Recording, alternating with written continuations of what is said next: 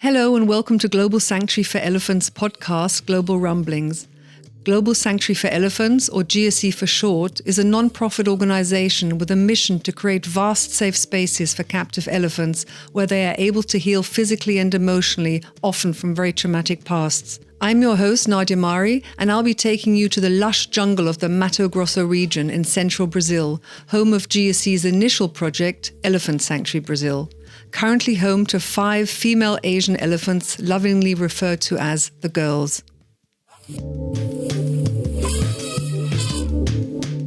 Hi everyone, welcome back and thank you for joining us again this week for a new episode of Global Rumblings. We'll be talking more about Mara and her first few days and months at the sanctuary. So let's head over to Brazil to say hi to Kat and Scott. Hi you two. Hey Nadia, how are you doing? Oh, I was trying to get in there first. Hi, Nadia. Yeah, I waited because you said one day I will actually say hi first. Yeah. Next time. He said no. Next time. Next time. And then if I don't say anything, then she just looks at me. So I don't know. You can't win. You can't win. Keeping it interesting. So beautiful Mara, tell us about her first few days, months at the sanctuary. We left off last week with her arriving, having a wonderful sand bath, squishing her head in the sand pile, in the dirt. How did the next days and weeks unfold? I think the first thing that comes to my mind, Nadia, is actually the response from the team that was here from Buenos Aires, and essentially their jaws on the floor thinking, how can this happen? How can it be so fast? Because Mara just immediately settled in, and the next day she's out in the first yard, not exploring that far, but immediately out in the habitat and immediately, just looking like $1 million. And doing that elephant thing. Yeah, doing that it. Comes so naturally. And they just, we've talked about it before, I think with Ramba, we talked about it with the documentarian saying, how can they change so fast overnight? And it was the same thing with this team from Buenos Aires. It's like, how can this be? How can she change so much? She was another elephant. Ooh, I'm sorry. I stepped right over you. She was another elephant that stereotypes a lot at her enclosure in the eco park. She would call for Cookie and Poopy. And of course they were separated. And she would go to the door and she would call and they wouldn't answer and she would stereotype. And I mean, it took up a portion of her day for sure. And it was one of the things that essentially immediately fell off.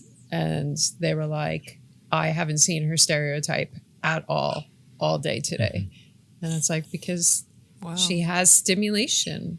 It's like, she's not starved for her brain to be engaged in life. There's so much that's going on. And, we say it a million times, sanctuary isn't rocket science. There are definitely hard aspects of it, especially with respecting autonomy to the level we do and learning elephant behavior and all of that. But so much of it is just giving back what an elephant needs in the most basic of ways, and they shift so quickly.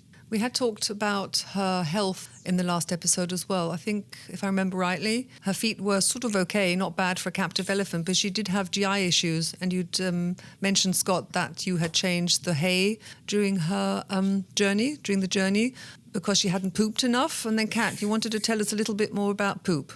Let's talk about poop. I didn't realize I wanted to talk about poop. Is elephant poop. So, initially the very first thing with her getting here was continuing adapting to a new diet, with fresh forage. Everything was going good. Her caregivers were actually still amazed by the condition of her stools, with almost immediately. Mm-hmm. We already saw a change on the road, and that continued after she got here. Everything on that front was looking normal. Let's get into the nitty gritty. What is normal size for an elephant poop? Well, for Mara, it was very small. I mean, it was like the size of an orange or smaller. It was super teeny tiny. So that's small for an elephant. Normally it's going to be more small. like a cantaloupe or a honeydew melon, or something similar to that. I mean, they're quite large. And this is Asian elephant poop. Right. African elephant poop, since we're apparently going to talk about poop, is very different. African elephant poop is more like cow poop. It's a lot less formed. It's wetter. It's grosser when you have to clean it up. Off the walls, off the ceilings. African elephants do weird things. They take poop baths when they get hot. Just in case anybody wanted to know that. That's captive elephants primarily. And, yes, and with African elephants, again, in situations where they are understimulated, they end up sometimes entertaining themselves by what we used to call in Tennessee poo parties, where it'd be everywhere. But Asian elephants are a little bit better that way. Sorry for anyone who was enjoying this podcast on their lunch break. Maybe we should have done a trigger warning. Or was hoping for a little more maturity on our part. Yeah. You end up, when you work in this type of environment, everything becomes open topic. It doesn't matter what it is. You end up having to talk about things that are going on with the elephants. And sometimes it's poo and sometimes it's, talking about girly bits and what's happening with different elephants. I mean, there's really nothing that goes unspoken because you have to be able to talk about it. It's a fundamental part of, monitoring their health. Every elephant, their boluses, their stool condition is different. You can often tell, even in the habitat, who's who, where they've been because of different types of stool condition. And that can change as time goes on. It can change based on their tooth health. It can change seasonally with the different types of grass. Right now, for example, ladies' boluses are substantially elongated and sometimes connected together because the grass that she is eating is over 2.5 meters tall. So she's eating this really, really beautiful tall grass and she's chewing it, but it doesn't destroy all of those fibers. So her bolus condition is much more fibrous than it would be in a few months when she's eating more hay or when the grass is a little bit more reduced. So that's kind of, monitoring the health includes monitoring everything, poo and pee and everything in between. Same as humans, really. Sure, absolutely. We just don't like to talk about it in humans because we are reportedly more mature than that, but not here. Because ladies don't poop. Not here. We have all topics are on the table for discussion. And for Asian elephants, they kind of look like big cannonballs. They are like compact, one piece. You can pick them up with your hand. They smell mostly like hay for anybody who spent any time around horses. Their digestion isn't super efficient. They only digest about 60-65%. So sometimes you get pieces of orange rind or banana peel, or if you don't soak their grains, you'll see the actual grains come out just like they went in. But as Scott was saying, it's part of what you use to gauge digestion and teeth health. Is looking at everybody's poop. So that changed then into the positive side then for Mara, from tiny little oranges to honey melon sized. Yeah, and there was no real fiber to them. There was nothing fibrous in them. They were just these soft little balls of nothing. Yeah. So everything changed. I mean, we actually did comparisons right away with the team that was there. Because honestly, they didn't have a comparison back to what Asian elephant dung is supposed to look like. The comparison was to poop and cookie. To African elephants, and even though they're on the same diet as Mara, their digestive is vastly different. And so part of it was a little bit of education. This is what it should look like. This is where she is, and each day seeing that transition. But it's great to see the response from the zoo team, and it was very much reinforcing for them. Absolutely, even after day one, there's no question this is the right thing. To send her here to make that decision. There's always the worry. The transport team, same scenario, worrying all the things that might go wrong with transport. And she did, really, really well. But that was their first time doing transfer, and how she's going to adapt all those questions. And no matter how many times we say, everything says that she's going to do fine. When it's your first experience of that nature, it is still disconcerting. So it was great for them to have that experience and such an immediate reaction to Mara's transition. Yeah, 2 other health issues with her didn't pop up until somewhat a few weeks down the line, one, and then a few months down the line for the other one. I think the next big thing that happened was Hana's discovery of Mara and deciding that she had a new best friend, and Mara just didn't know it yet. No, Hana knew she had a best friend right away. Yeah. Hana was like, "You will be my best friend." Although she was a little more respectful of the space, there was still that immediate reaction. Well, was it the second night that we were up at the house and we heard and we went down, and it was Hana was like screaming at her from the square. She's like, "Come here." And Mara went pretty close. I don't know for sure. I don't recall for sure if there was trunk touching or not, but Mara was down there with her interacting. I don't think she ended up getting close enough. I think Hana was a little intense for her. Mara was very, very excited to have a new between them? Yeah. There was. Okay. Yeah. It was the next day that we let Hana into the second small yard. Mara was in yard 1. Hana came into yard 2. And then Mara was actually in the barn, and we let Hana in the barn. And it's still one of Kat's favorite videos, I think, of, Hana coming in and this vocalization that came out of this cute little elephant. She sounds like a dinosaur. I mean, they make noises, they make cute noises, and sometimes they make loud noises. But this was like, it was a lot. There was a lot of energy behind this noise. And clearly Mara thought so as well.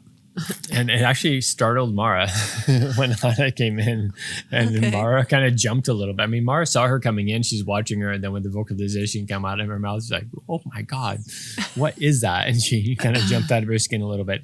Yeah, and then she considered running out of the barn, but she didn't. And it's open. She can do what she wants. If she wants to run away, she can. But she settled back down, and she ended up going over to her so they could see each other.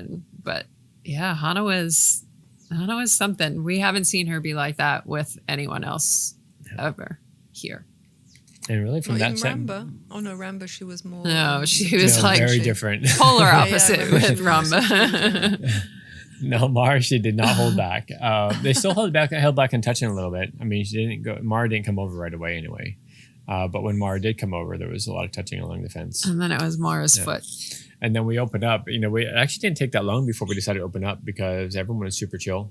I mean, Mara looked really comfortable, and we know how respectful Hana is. So as long as Mara looked like she was open for it, okay. We opened up between them, and Mara was very excited, actually. She came over, a lot of touching.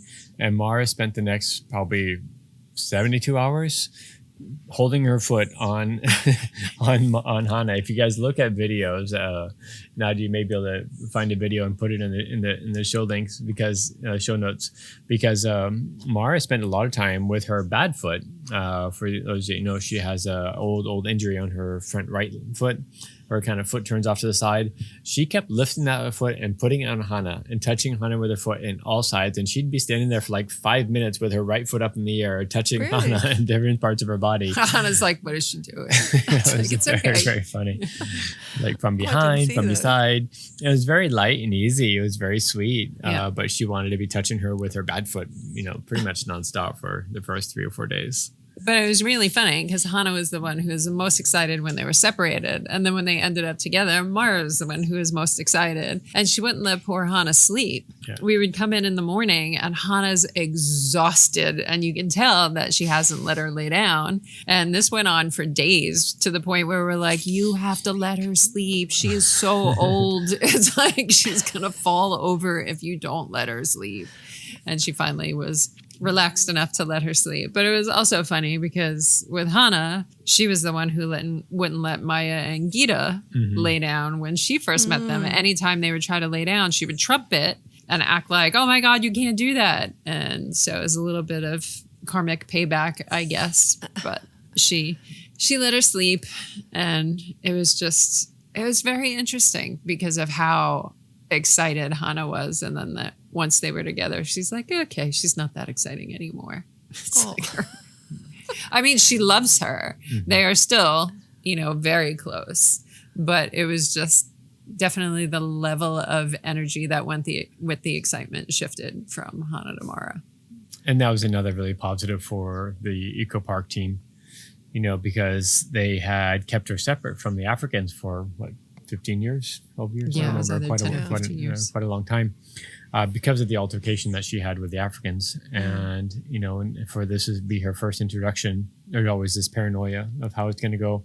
But that's part of the beauty of having elephants of different personalities, and Hana being so perfect. Yes, I am biased. She is just Fully perfect for introduction. She's just very, very respectful, very sweet, very nurturing. And it's the space as well. Part of the issues with confrontations in zoos is that they don't have the space for elephants to be able to get away from each other. They don't have, some of them don't even have the separation ability without having somebody inside and somebody outside. We have these yards that are open and that they feel secure in, and that they know if they aren't, that they can go somewhere and get away. And it makes all the difference in the world with them not starting out insecure and a little paranoid. And when did Maya come over to say hi to Mara? And did Mara wander around looking at the habitat like Ramba did? Maya was actually there that first night when Hana was yelling. Okay. When we went down, she was there, but she wasn't. She definitely wasn't at the same level Hana was, but she was there. But then she left, and I don't know, maybe a couple of days before she came back. It wasn't a few days. All three of them were together in Yard 1. I recall photos and videos of that, and it was all pretty chill, pretty easy. Yeah, Maya hasn't really been super interested in anybody's introduction. She'll come, she'll say hi, she'll touch. She wants to see who it is. But she was still in a tough place then too, post-Kita. She had not, that was well before she opened her heart back, to the degree that we know. Yeah, so she left, and the two definitely wandered around, not like Ramba. Nobody has wandered around the property like Ramba. So they did their thing. They stayed in the smaller yards. It's all open and they can venture further out, but they went back and forth a little bit, as far as. One of the things that, to show a little bit of what these captive environments do is, Mara was known as a pigeon killer. She would bait the pigeons and actually kill the pigeons in her enclosure. Really? And they were always curious what's going to happen when she has wildlife, because she doesn't like things flying around. And it was a little bit entertaining watching. She's running away from the birds that are flying through the air. It's just one specific type of bird. We have these anus who like to hang out around the elephants because they eat the bugs as the elephants walk.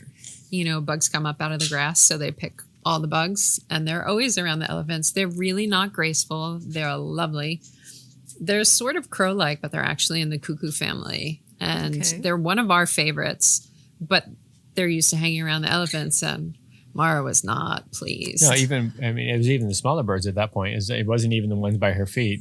They were flying by, and she would run away from everything flying. And then she started to realize quickly, okay, not a big deal. Then the Anus took a little bit more time because she'd be eating dinner and they'd come over and she'd be, kicking at them or throwing hay at them. And then within, I think 3 months, 2 or 3 months, we have a video of her, and the Anus are in the grass, right by her feet, and she's just totally chilling out with her new friends, She's the only one I've ever actually seen with one of them on her, and it made me laugh. It was like maybe 8 months in or so, and I was just driving out to do whatever at 4B, and she was sitting there eating her grass and had one on her, and I was like... She's come so like far. Of all of the elephants, they're like, we are going to sit on you. Yeah. No, it just goes back to what a nurturing, the benefit of an open natural environment where they can be exposed to so much more, and even though they may be a little bit concerned initially about these little tiny birds flying through the air, quickly realizing not a big deal. It's actually really okay. And then actually becoming more than okay, becoming part of that natural environment, part of that natural world. And in those zoo or confined enclosures, they are really not part of the environment at all. They're kept within a confined space that is, I'm going to say, prison cell like. There's not like it's their home. It's not their space. They are just contained within a space they can't get out of. And once they are allowed in a more natural environment, they become part of that. Was Mara, or is Mara the elephant that can peel a banana? Well, I'm sure they can all peel one. Well, they can yes. all peel them, yes. But most are not bothered. Yes, just, Mara was known for peeling her bananas, and at that point, early on, when we were doing different things with her, she would actually hand it back, or she'd bring a stick. Everything. It's like, here's a stick, can I have a banana? Here's a rock, can I have a banana? Or a piece of fruit, or whatever the reward is. And then she would actually peel the banana, eat the banana, and handed the banana peel back in exchange for another banana or another piece of fruit. Okay. Yeah, I remember seeing a video. Must pick it out and put it in the show notes. Yeah, the trading thing actually got a little bit in the way when it was coming to training, because she would get so distracted and want to give you something all the time, and it's like, no, that's not what we're trying to do right now. Right now, we're trying to work on you presenting your foot so we can do footwork. And she's like, hold on, let me get you a stick. It's like, oh, no, I just want your foot. It's like, please. And again, I mean, tie back, I'm going into this thread a little bit, but it goes back to the sterility of that environment. When they are having training in a more sterile environment, there's nothing else to be distracted by. Yeah. You are, hey, training time, woohoo, because I have nothing else to do. And training time here is a little bit different because there's so much to do. It loses its appeal. Yes, we get rejected on a regular basis. You get used to it. They're like, no, I'm going to go swimming in the pond. I don't want to come and get little treats to do things for you. And while we're trying to focus on foot presentations, Mara's trying to focus on what treasure she can give us from the habitat. She was also super interesting in that she was really purposeful in trying to communicate what was going on with her. And it kind of manifested in a very strange way initially. Actually, we were at 5A water trough is the first time I remember seeing it. And she was leaned in along the fence. And the way I recall this was she actually turned and put her butt basically against the fence, opened up her legs and lifted her tail. And so we started doing tick check around her girly bits and underneath her tail. And that's when we found actually a lot of really decayed skin and abscessing in her vulva. But she was incredibly, as Kat said, intentional. Hey guys, I'm going to present all of my good bits to the fence and please check them out for me. Like, what is she doing? I was like, hi, what? Okay, let's look and see what you're trying to show us. Yeah. So we actually quickly had to start cleaning her girly bits and treating that because they were getting attacked by flies. And we've already talked about the rapid development of fly larvae and maggots here in this tropical environment. So to prevent anything like that happening, we're cleaning her on a near daily basis, and large pieces of dead skin were coming off her girly bits and clearly making her more comfortable, because almost any time we came over to do something on the fence, she turned and presented herself once again. Yeah, we have a compounding pharmacy here that we use a lot because so much of what we do is so specialized, and they're great at making us all the random things that we ask for. So they were making us a urea-based spray to try to loosen up some of the dead stuff, but at the same time healing the new stuff that was coming underneath, because we were getting, it was 1.5 inches thick chunks of skin that had built up over the years that were just dirty, that were coming off at a time. So, but she was really good with all of it. Problems as well.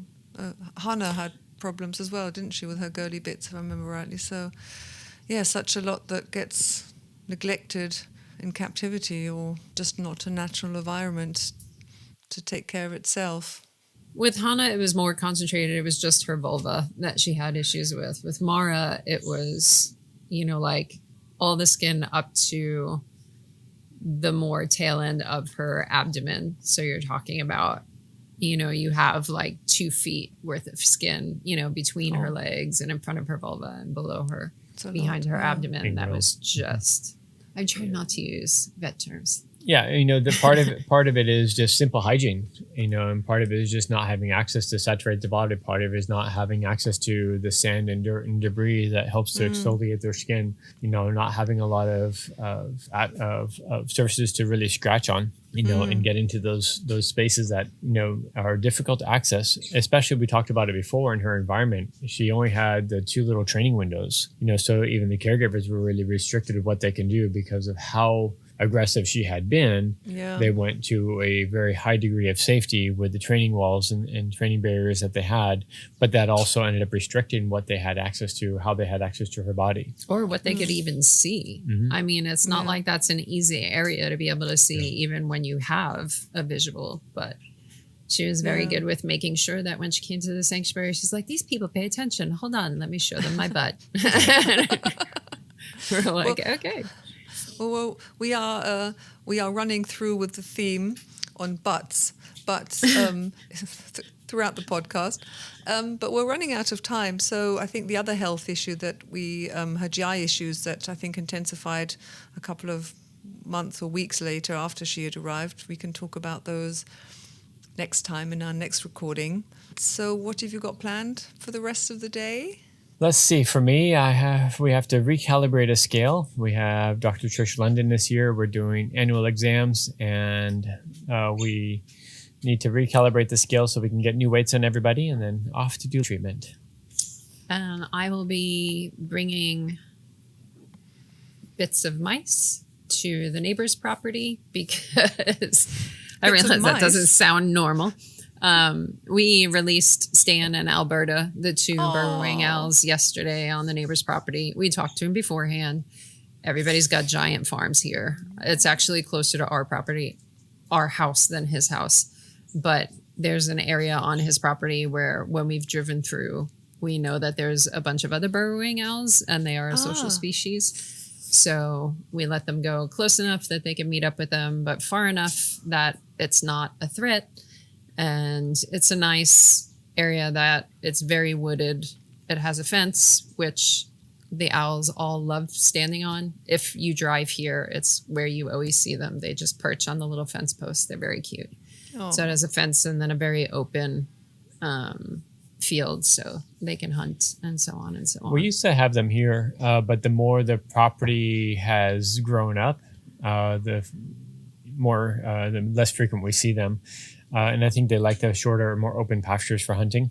But we also have more bigger owls. And more hawks. So you're doing some supplementary feeding just to make sure that they're getting settled in. Yeah, we'll do that for... The estimate is about a week, but it depends on what we see missing, what's there, if we see them show up at all, so on and so forth. And we adjust accordingly depending upon what we see. So. Sounds a little bit more exciting than last week. Was it you were doing not last week, but our last recording, you were doing paperwork for your GFAS. For the Global don't Federation. even bring that up because I still have weeks of that left. So I mean, it is important, but obviously not that good. I'm in denial. And Scott was doing some electrical stuff after the lightning hit, so it does sound a little bit more exciting and fun. Maybe. It was great to watch them yesterday, to let them both go. And it was, when they were in the enclosure here, they weren't super bonded, they weren't really close, but yesterday, as soon as one flew, the other flew. And I think they're going to key off each other a little bit more and at least have somebody, even if you're not best friends, have somebody that have some familiarity with to help make that adjustment back to a natural world. Did you catch that on the wildlife camera this time? Did you? We have it on our phones. A brief flight out of the cages and into the woods. Yeah. So they we didn't have a lot of open face before they went into the woods, but we got a little bit of an image there. Oh, great. Okay, well, have a fantastic rest of your day, and catch up for our next recording then. All right, thank you. It was a pleasure as always. Okay. Bye, Nadia. Take care. Bye. That's all that we have time for this week. We hope you enjoyed the podcast. And if you did, don't forget to subscribe so you never miss another episode. Another great zero-cost way to support us is by leaving a 5-star rating or a glowing review, as this helps other people discover the podcast. Thank you so much. And until we meet up in 2 weeks' time, take care.